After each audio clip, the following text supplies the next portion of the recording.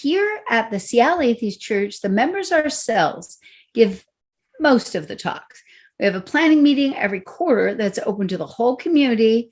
And if you are here today, that means you, where we will consider suggestions for talks that people would like to hear and give. Join me in welcoming Jack give a talk entitled Crimes Against Logic. Jack, you have the floor.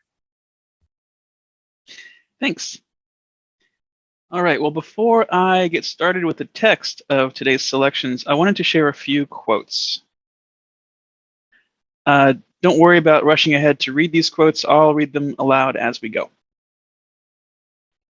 First, a few weeks ago at the Recovering from Religion support group based in Seattle, the conversation turned to Richard Feynman and a famous quote of his from a commencement speech he gave. The first principle is that you must not fool yourself, and you are the easiest person to fool. This is a good cautionary warning that we need to be careful to keep our guard up, even, and perhaps especially, against becoming too attached to our own ideas just because we came up with them. This brings to mind another quote, this one from Carl Sagan, which came up during our recent reading group for his book, The Demon-Haunted World, Science as a Candle in the Dark. One of the saddest lessons of history is this. If we've been bamboozled long enough, we tend to take any evidence of the bamboozle. We're no longer interested in finding out the truth. The bamboozle has captured us. It's simply too painful to acknowledge, even to ourselves, that we've been taken. Once you give a charlatan power over you, you almost never get it back. So the old bamboozles tend to persist as the new ones rise. But so what? What's the big deal if we get bamboozled? What's the harm in a little woo? Well, because beliefs are motivations for actions. As Sam Harris puts it, most people think there are a lot of bad people running around in the world. There aren't a lot of bad people. There are a lot of bad ideas. And bad ideas are worse than bad people because bad ideas are contagious. Bad ideas get good people to do horrible things. Of course, this has echoes of a much more famous, much older quote. Those who can make you believe absurdities can make you commit atrocities. This one's important. So again, those who can make you believe absurdities can make you commit atrocities. One more time. Those who can make you believe absurdities can make you commit atrocities. So what can we do to avoid being bamboozled by charlatans into believing absurdities? This brings us to the source of today's selections. The book, Crimes Against Logic, Exposing the Bogus Arguments of Politicians, Priests, Journalists, and Other Serial Offenders. My aim today is to add some tools to our mental toolkits, or at least to remind us tools are there to help alert us when we encounter certain kinds of bogus arguments and understand exactly where they go wrong. I want to reiterate that I'm not any kind of paragon of rationality myself, as if I'm above making these kinds of mistakes. Rather, I come before you as a flawed, fallible fellow traveler along the journey of life, trying to do the best I can with what I have, and happy to share what I've discovered along the way. According to the About the Author section, Jamie Whyte is a former lecturer of philosophy at Cambridge University, is from New Zealand, and at the time of the book's writing, in 2004, he lived and worked in London. As such, his style is a bit different from what we're used to here in the States, and his examples from British politics might not ring a bell, but I think the point comes through nonetheless.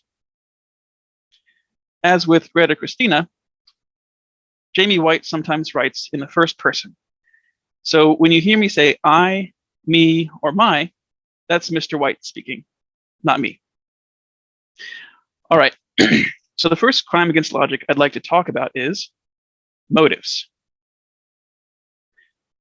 When my sister was 15, She thought she had fat thighs. Occasionally, she would demand to know, "My thighs are fat, aren't they?" "No, darling," my parents would reply. "You have nice thighs. You're a beautiful girl." Well, that confirmed it.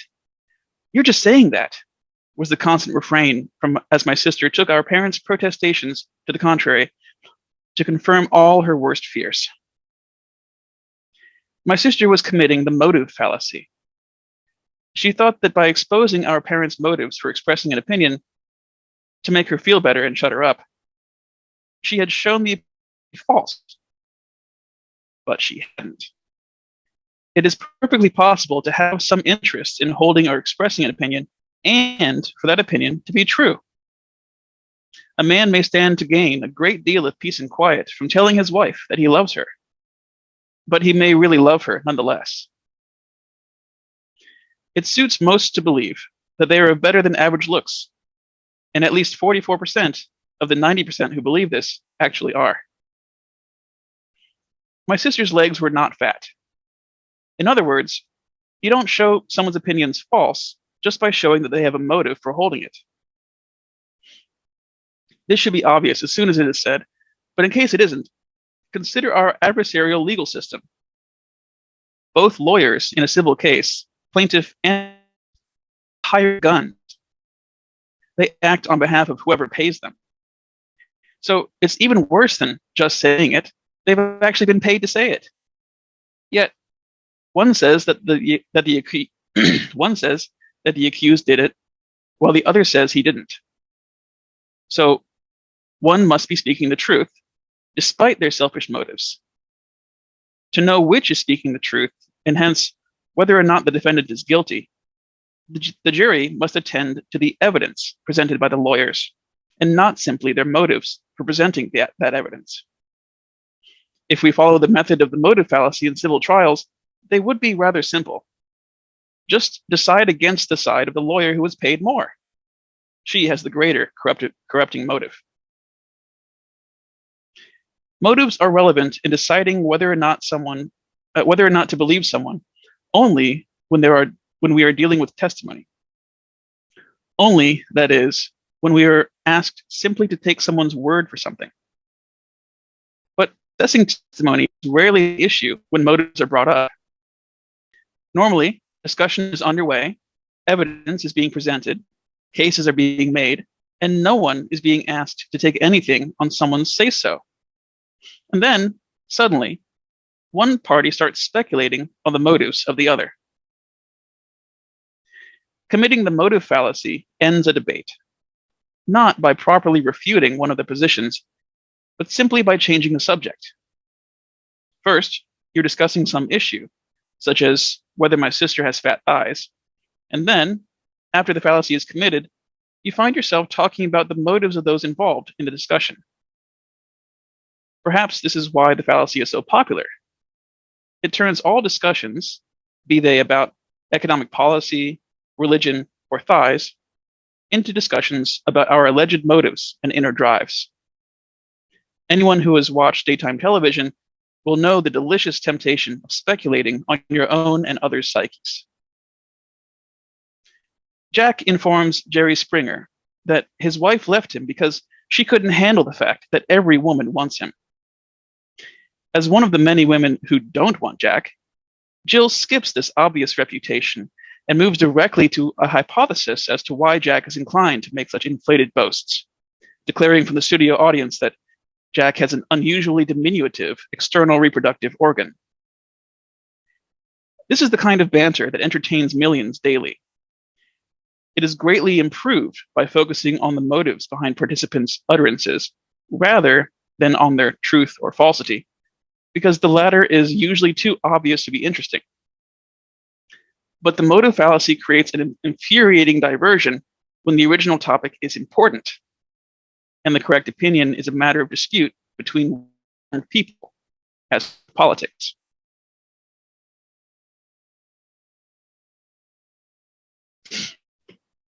The motive fallacy is so common in politics that serious policy debate is almost non-existent.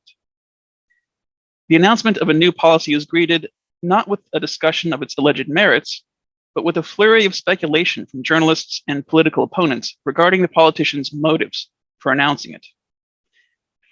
Perhaps he wants to appease the right wing of his party, or is trying to win favor in the marginal rural states, or is bowing to the racist clamoring of the gutter press, or what have you. If you follow politics, you'll be familiar with the various motives standardly attributed to politicians. And you'll be familiar with the effect. Nothing need be said about whether the policy is likely to achieve its objective, or whether that objective is sensible, or anything else about the quality of the policy itself. Journalists and politicians now devote their attention to investigating the possible causes rather than the likely effects of their opponent's policies. If they can find a party donor or a family friend who stands to benefit from the policy, then they've won the day. The policy is clearly rubbish. It is, for example, a rare opponent of the 2003 American invasion of Iraq who does not enjoy speculating on President George W. Bush's motivation. Perhaps he wanted to finish his father's work, to steal Iraqi oil, or perhaps to do the bidding of the Jews who seek the removal of an enemy of Israel. It is assumed that once we are convinced of Bush's low intent, we will be convinced that the invasion was wrong. But Bush's motives are irrelevant. He might have had the worst intentions that ever moved a leader to. Perhaps he invaded because he was once insulted by a waiter in an Iraqi restaurant. Yet the invasion might be justified despite all that. It might still liberate oppressed people and make the world safer. Remember, this book was published in 2004. Good actions can be performed for bad reasons.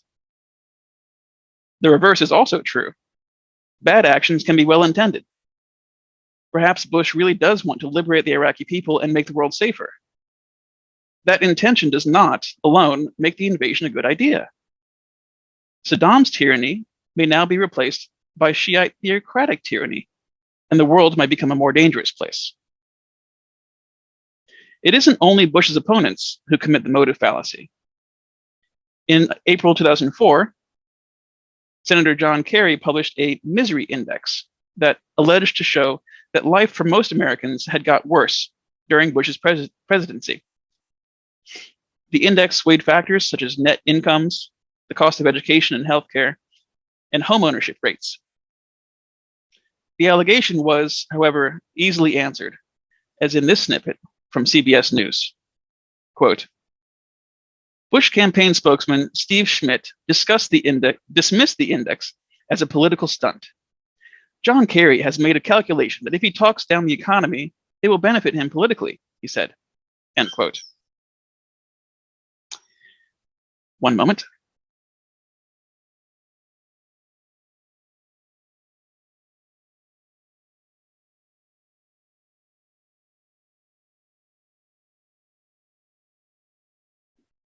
Pardon me.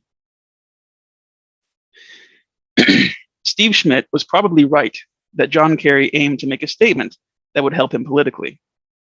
He was running for the presidency.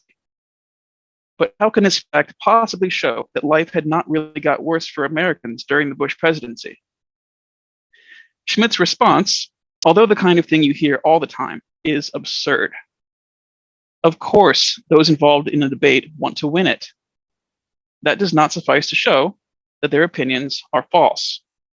If it did, entering into a debate would be self-defeating, because attempting to win would immediately show your position to be wrong. Along with John Kerry, George Bush, and all other politicians, they would have to remain silent in defense of their opinions. Only that way could they avoid Mr. Schmidt's guaranteed reputation.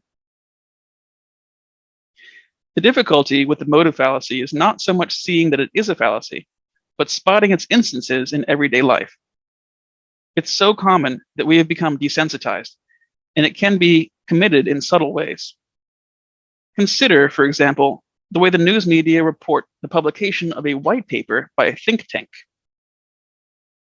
The rules for doing so must be specified in some journalism manual, for they all seem to do it the same way. First, the conclusion is baldly stated. For example, joining the euro will cost 3 million jobs in the UK. Then, the name of the think tank. That's according to the Faudian Society. Then the slant, a right-leaning think tank. Why do journalists mention this right versus left business at all? A think tank's political allegiances would be relevant only if they invited us to accept their views simply on their say-so. But they don't. Their white papers are full of evidence and argument supporting their contention. To refute their view, you need to show what is wrong with the case. But that would require reading the white paper and perhaps other works cited in support of the case, and even doing a little thinking on the topic. And who has time and energy for all that? Not journalists, who have to be experts on 20 new topics every day. Better just to point out the direction in which the think tank leans. Those who lean the same way can agree with its finding, and those who lean in some other direction can reject it. The limits on journalists' time and their need to present information in bite-sized quantities mean that when dealing with matters of dispute, the temptation to commit the motive fallacy is overwhelmingly powerful. It is done in more or less subtle ways, but attune yourself to it, and you'll see that the motive fallacy is almost universal. Here's a tip for spotting it. Watch out for the word just, as in, you're just saying that. Why has the just been included in that sentence? Everyone knows that when I say something, I am saying it. What does it add to say that I'm just saying it? Well, it's supposed to show that what I'm saying is also not true. The mere addition of the word just can, of course, achieve no such thing. It has no magical power of refutation. Nevertheless, people try it on all the time. Beware. Our next selection comes from the chapter Empty Words, specifically hooray words. The Less Wrong community calls these applause lights. Are you in favor of justice? I'll bet you are. Do you think it just that those who earn more should be compelled by the government to give a portion of their income to those who earn less? Many think this distribution of income to be essential to a just society. Others think it is simple theft. Everybody favors justice. They disagree only about what is just and what is unjust. Justice is, in this sense, a hooray word. Declare that you're in favor of it, and everyone will cheer in their agreement, even when they disagree with you on every particular question of what is just. Besides justice, there is peace, democracy, equality, and a host of other ideals that everyone embraces, whatever it is they believe these ideals to consist in. And then there are the boo words: murder, cruelty, selfishness, and so forth. Everyone agrees that murder is wrong, no matter how much they disagree about which killings are murder. Many of those who earn the disapproval of legislators by beating their children also disapprove of cruelty. They think it cruel to raise children without giving them the discipline of corporal punishment. If you wish to make your ideas clear, you will avoid using hooray or boo words without first saying how you understand them. For example, it would be pointless for a politician to claim simply that when it comes to the issue of wealth redistribution, she favors a just policy. We all do. What we want to know is which policy she thinks is just. Though worthless, this is precisely the approach favored by many politicians. Using unexplained hooray words is an easy way of winning the agreement of the electorate. Say you seek a fairer society. Everyone listening will have their idea of where society is currently unfair, and if they like your straight white teeth or open shirt, they will be inclined to think that you might be addressing their pet peeve. You can win at least the sentiment of agreement without having to say anything that might be held against you later. Tony Blair announced New Labour's education policy at the 1996 party conference by declaring that his three priorities in government would be education, education, and education. Hooray! Education, not once but 3 times, the children are saved. Everyone agrees that education is important. People disagree about which policies will lead to the highest standards being achieved, consistent with resources being properly allocated to other matters, such as defense, justice, and transportation. Education may well be Mr. Blair's 3 priorities, but what does he propose to do about it? That is the question any voter should want answered. Education, education, education just blows sunshine up our arses. A simple test for substance in political statements is whether anyone sane would disagree. If a politician declares it her aim to make the people of Britain healthy, wealthy, and wise, she tells you nothing useful. How will you use this information to choose between her and her opponents, who almost certainly seek the same things? In a healthy democracy, where voters demand information required to make sensible choices between parties and candidates, political discussion would focus on the difficult and controversial issues where reasonable people disagree. The commitment to justice, peace, and all the rest would literally go without saying. So the treatment of the word justice here is a great example of a common error in thinking, as well as a manipulative tactic known as equivocation. It's to this last kind of mistake that we turn our attention.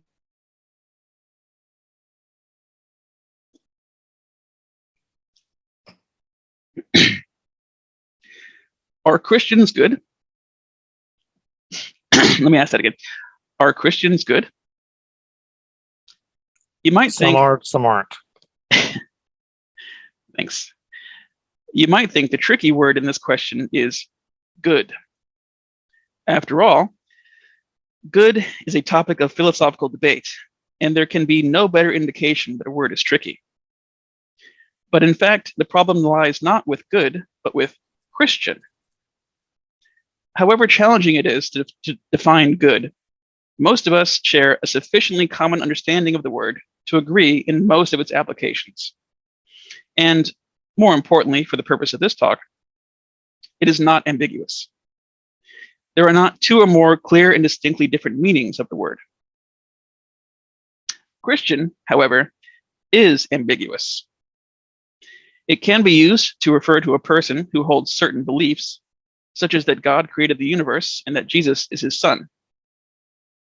If this is how Christian is understood, then the question, are Christians good, is an interesting one. They might be, or they might not.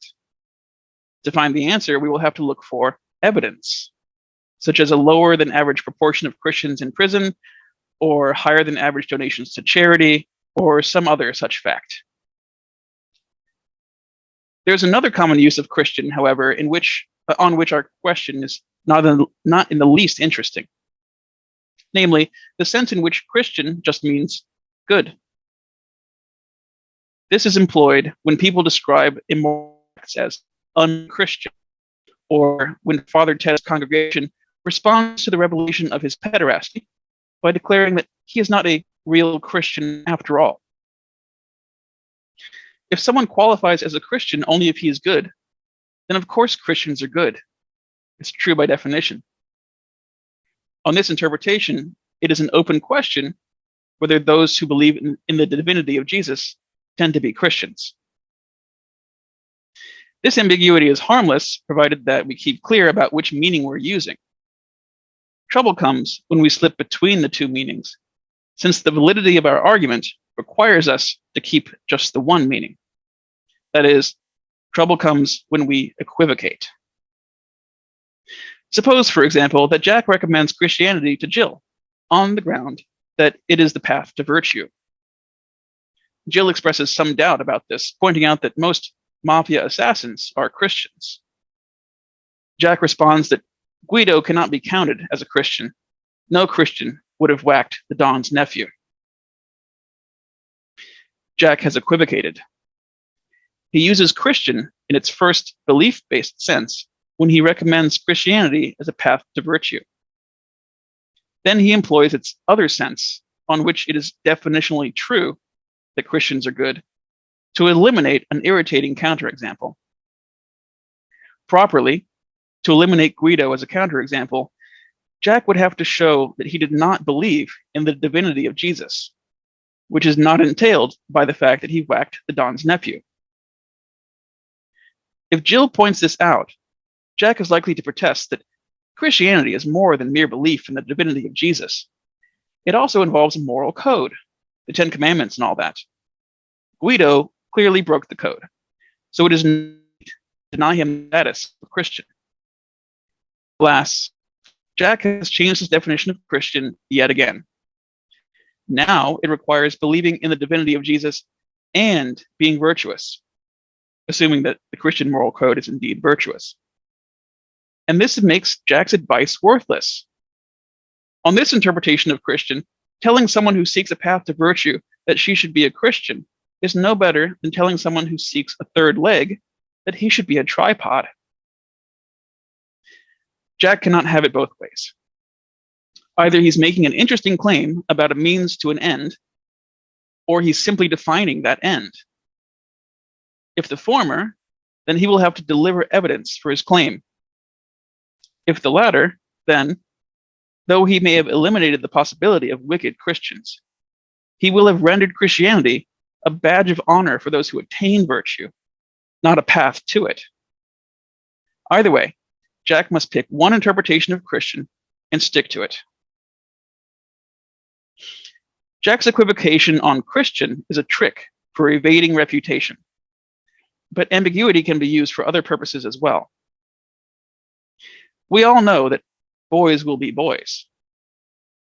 This saying takes advantage of two senses of boy to make what superficially looks like a tautology into an informative statement. Boys, that is, human males under a certain age, will be boys, that is, unruly brats who cause endless trouble for everyone around them. More often, however, ambiguity is used to move, without the help of any supporting argument, from a plain factual claim to one laden with moral evaluation. Two examples will illustrate the trick. One from the British Labour government, and another from their former guidelight, Karl Marx. Shortly after coming to power in 1997, the new Labour government announced the shocking fact that 35% of British children live in poverty. In a country as wealthy as Britain, how could this be? Something must be done. Economic policy must change. Some people will believe anything bad, but this one really stretched credulity. The poorest in Britain are the unemployed. They receive free housing, free medical care, free education for their children, and small cash sums to pay for food, clothing, and transportation. Most of the poorest in Britain rent or own telephones, television sets, refrigerators, ovens, stereos, and even cars. The idea that 35% of British children live in poverty is literally incredible.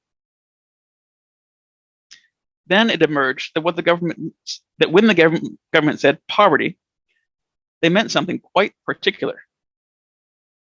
When you hear of poverty, you may have images of families struggling to feed themselves, wearing worn-out old clothes and living in ramshackle and dangerous buildings, unable to send their children to school or have their medical problems treated by a doctor.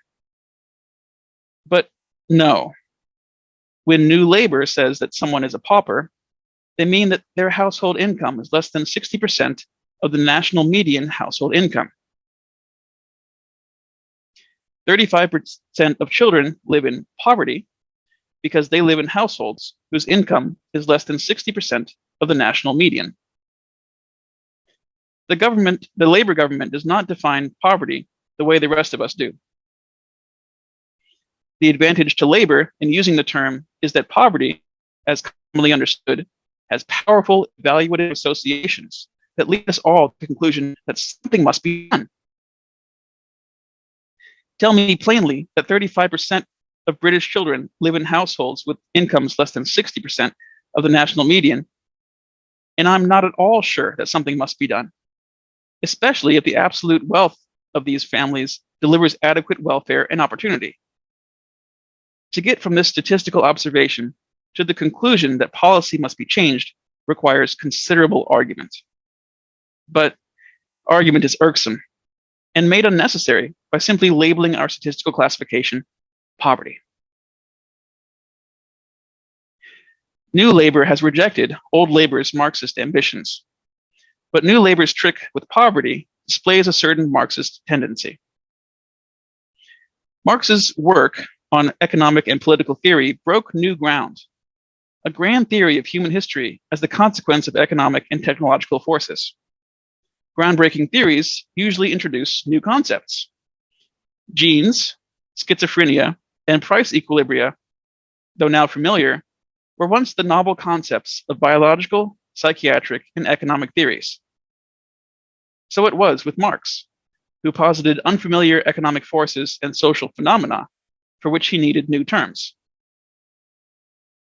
In physics, it's common to introduce wholly new words for new theoretical entities, positrons, quarks, and so on. But in the social sciences, this is not at all the norm.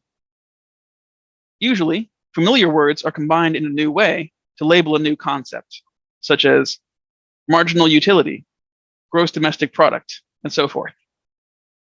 This is what Marx did, except instead of employing the normally tedious of the social sciences, he went for a little excitement. His theoretical concepts get names like exploitation and alienation. For example, in a capitalist system, business owners typically pay their workers less than they receive from selling what the workers produce, since otherwise they won't make a profit. Marx calls this phenomenon the exploitation of the workers. Words like exploitation and alienation in ordinary use have strong negative connotations, but please set all that aside. You see, these words are used in Marx's theory purely as technical terms to describe certain social or economic phenomena. This is science. Alas, new stipulative definitions of familiar old words are difficult to bear in mind. We can't help but slip back to their ordinary meanings. Though generally unfortunate, this slippage does have one desirable consequence, for Marxists at least. It delivers, as if by magic, the sought-after condemnation of capitalism. For behold, Marx has shown that capitalism inherently involves exploitation and alienation. Who could be in favor of such a dreadful system? Hey, presto! Marx has, of course, shown nothing of the sort, at least if exploitation and alienation have their ordinary meanings. At best, he has shown that capitalism inherently involves mexploitation and malienation, placing an M at the front to distinguish Marx's technical terms from their ordinary homonyms. And that, on its own, provides no ground for condemning capitalism. I, for one, am entirely in favor of economic systems where business owners can make a profit. I agree that this involves mexploitation, given the definition of mexploit. But I deny that this inherently amounts to exploitation that we should rightly condemn. The equivocator tries to replace hard intellectual graft with semantic sleight of hand. Capitalism may indeed exploit the workers, but you can't show this simply by spelling profit exploitation. Redefinition, or slipping between different meanings of the same word, cannot deliver an intellectual free lunch, where you arrive at informative conclusions without paying a price in evidence and argument.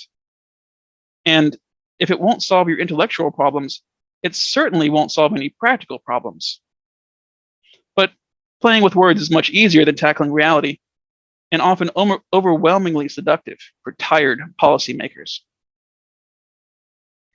The last conservative government of Britain believed the country would benefit from having a better educated population. In particular, they wanted more university-educated citizens. Never mind their motive for wanting this. Let us simply accept it as their goal. The problem lay in achieving it. Significantly increasing the number of university graduates would require a great increase in the capacity of Britain's university system. More universities, or at least more places at existing universities. This must have been a daunting prospect, both expensive and slow, since it takes many years to train new university lecturers. Then the Eureka moment. I don't know if some erstwhile Marxist had somehow slipped into John Major's administration, or whether it was just blind brilliance, but someone hit upon the idea, let's call technical colleges universities. Amazing! Dozens of new universities at the stroke of a pen and hardly a penny spent. And so it was that during the 90s, the number of universities in Britain almost doubled. The problem with this policy is that it has no effect whatsoever on the amount or quality of education going on in the country. So it cannot deliver what was wanted, namely a better educated population. It delivers only more people with the badge of a university education. This is the same mistake as thinking you can make everyone rich by devaluing your currency. You can't just change the world by describing it differently or replacing nasty old words with nice new ones. If your shithouse stinks, you won't make it smell any better by calling it a public convenience. You need to clean it. Euphemisms like that usually create no serious problems. They display a certain squeamishness, but we still know what's meant. Equivocation, however, as illustrated by the Christian and other examples, is a serious intellectual aberration. Whether committed knowingly or by accident, it is a kind of cheat. Don't fall for it. That's all for today from Jamie Whyte's book, Crimes Against Logic. Now that we've all got these tools in our toolkits, let's be on the lookout for appeals to motive, the use of hooray words and boo words, and for the fallacy of equivocation, as we try to avoid getting bamboozled by charlatans into believing absurdities. And with that, I'll leave it there for today. Thank you. Thank you, Jack. Can we please unmute our microphones? I'm going to use the appropriate applause word to get everyone to start clapping.